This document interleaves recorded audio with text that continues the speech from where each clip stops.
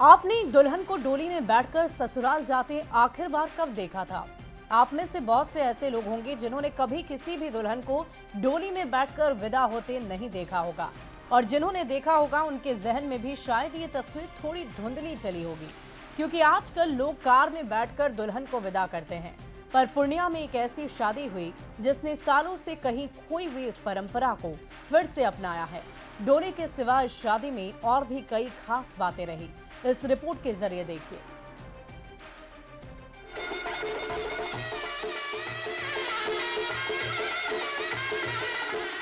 पालकी में होकर सवार चली रे, मैं तो अपने साजन के द्वार चली रे। इस गीत के साथ पूर्णिया के मधुबनी की रहने वाली भावना अपने ससुराल के लिए विदा हुई। फूलों से सजी डोली और डोली में घूंघट के पीछे सिसकती दुल्हन। ये दृश्य देखकर हर कोई भावुक हो उठा।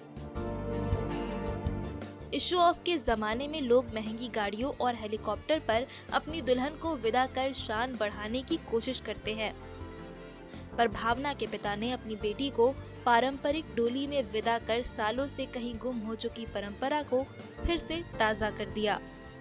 वैसे डोली के अलावा भावना की शादी में और भी कई खास बातें रहीं। भावना की शादी दहेज मुक्त कराई गई और शादी में आए सभी मेहमानों को उपहार में पौधा दिया गया। भावना के पिता शंभू केसरी ने कहा कि वो अपनी बिटिया की शादी के जरिए समाज में एक संदेश देना चाहते थे। वृक्ष लगाओ, बेटी बचाओ, बहू बचाओ का संदेश देखते थे, लिखा हुआ रहता था। तो मुझे प्रेरणा मिली। इसी के तहत मैंने, जब हमारी बिटिया सयान हुई, तो मैंने अपने समाज के लोगों के बीच जाते थे कि मेरी बेटी की शादी करनी है, तो दहेज मुक्त शादी करनी है हमें। इस शादी को अनोखा बनाने में जितना योगदान लड़की के घर वालों का था, उतना ही लड़के वालों का भी।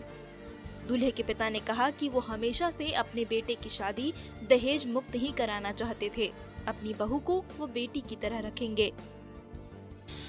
मैंने सोचा मुक्त विवाह, मैंने सोचा कि बेटी बचाओ, बहू नहीं बेटी बुलाओ। ऐसा सोच के मैंने संबंध जोड़ा। आज के दौर में शादी में चमक दमक और धूम धड़ाका काफी होता है, लेकिन जिस तरह शंभू केसरी और राम लखन केसरी ने अपने बच्चों की शादी में परंपरा, पर्यावरण और सामाजिक कुप्रथा को लेकर उदाहरण पेश किया, उसकी चर्चा हर तरफ हो रही है।